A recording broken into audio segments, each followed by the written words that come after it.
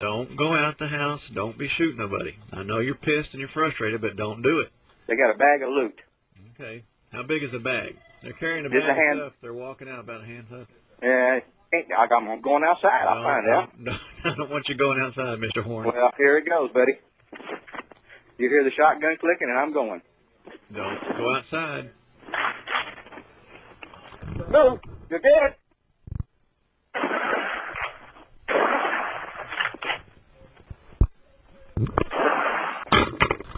911 Pasadena. Get the line over here quick, man. Get one of them's in the front yard over there. He's down. The other one's run down the street. Where I are had you? no choice. They came in the front yard with me, man. Where I are had no you? choice.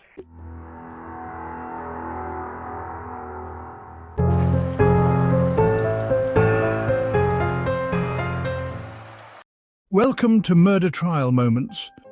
Well, have you ever contemplated the thin line that separates an act of self-defense from becoming a vigilante? It's a question that often haunts our collective consciousness and challenges the ethics we hold dear. It's a topic that invites us to debate the boundaries of personal rights versus societal norms. One such case that forces us ponder over this delicate balance is the Joe Horn case, a tale of morality, law, and societal debate that unfolded in the heart of Texas. The case, as it came to be known, serves as an apt demonstration of this intricate conundrum we continuously wrestle with as a society. Before we take a step back into the year 2007. If you like this type of content, please support our channel by subscribing. Now, let's take a step back in time. Picture Joe Horn, a 61-year-old retiree living a peaceful life.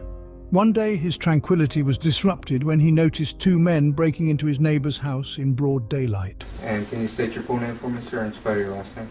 Joseph J. Horn, H-O-R-N. Then I heard it again. It sounded like it was like breaking glass. And I looked out over here, and there was two black guys breaking in a glass over here. And I thought, well, maybe they're replacing the glass. But then there was a second guy. He was like looking around. And, I said, man, this is really strange. So I looked back over there and I got thinking, my God, what if they're really burglars? Looking through the window, and they were breaking out the other window.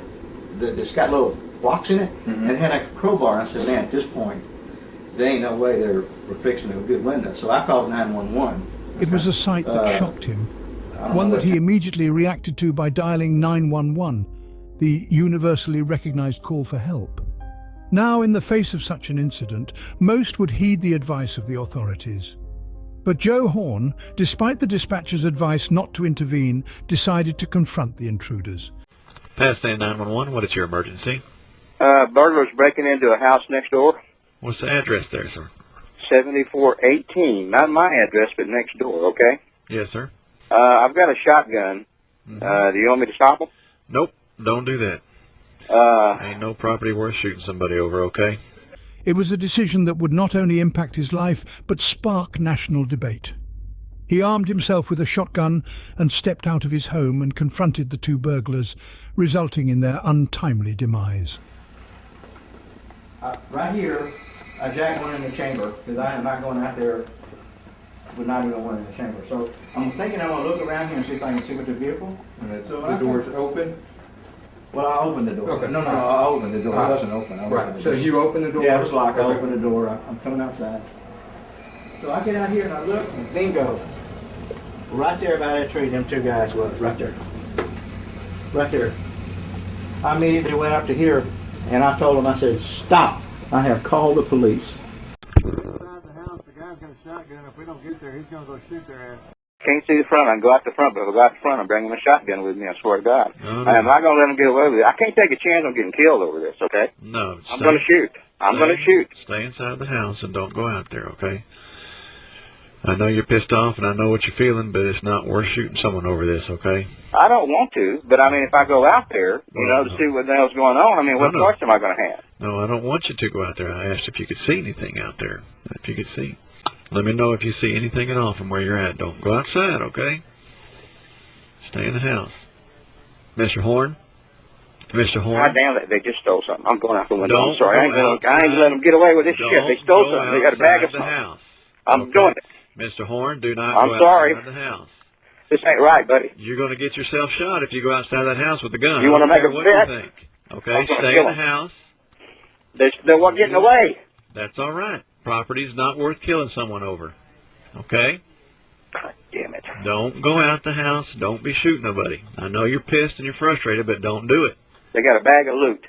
Okay. How big is the bag? They're carrying a Just bag a hand. of stuff. They're walking out about a hand stuff. Yeah, I'm going outside. I'll find out. No, I don't want you going outside, Mr. Horn. Well, here it goes, buddy. You hear the shotgun clicking, and I'm going. Don't go outside.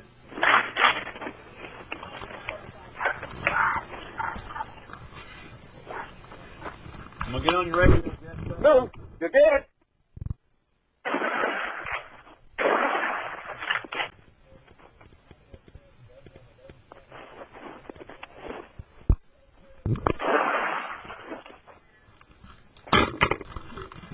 Pasadena. Get the law over here quick, man. Get one of them's in the front yard over there. He's down. The other one's run down the street. Where I are had you? no choice. They came in the front yard with me, man. Where I are had you? no choice. Immediately went up to here, and I told him, I said, stop. I have called the police. No, you're dead.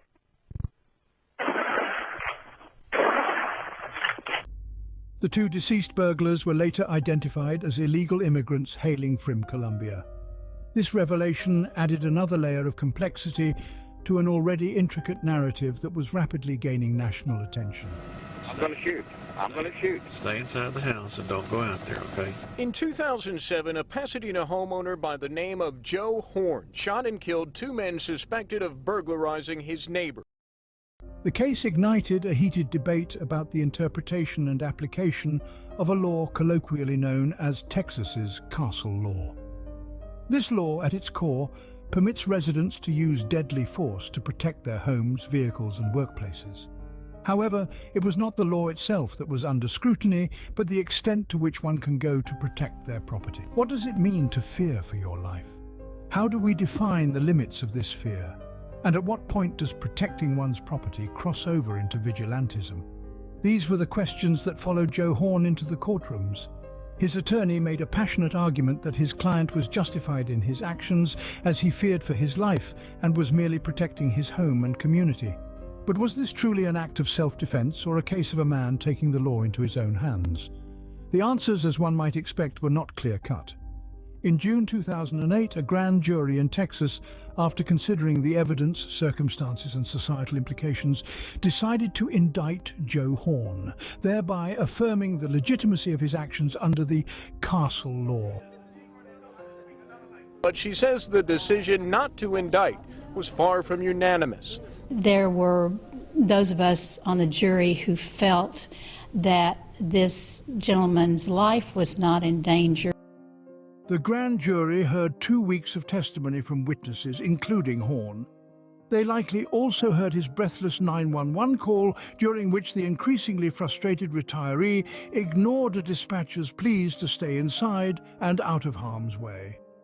The November 14th call ended with the sound of Horn racking a shell into his 12-gauge shotgun's chamber, followed by 3 gunshots that killed Colombians Diego Ortiz, 30, and Hernando Riascos Torres, 38. Each man was shot in the back. They'd taken about $2,000 in the burglary. Horn's defense hinged on his assertion that he fired out of fear for his life, making the shooting justifiable under Texas law.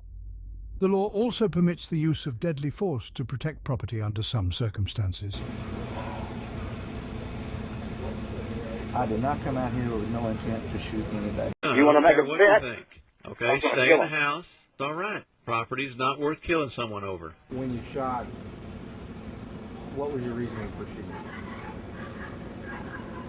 I thought they were going to get me. Because when they didn't stop, I thought they... Again tonight with another incredible twist in the Joe Horn case. It seems those burglars he shot were no strangers to law enforcement officials. In fact, they were on a very long list of wanted suspects. Tonight, 11 News investigates, and only we have a copy of that list.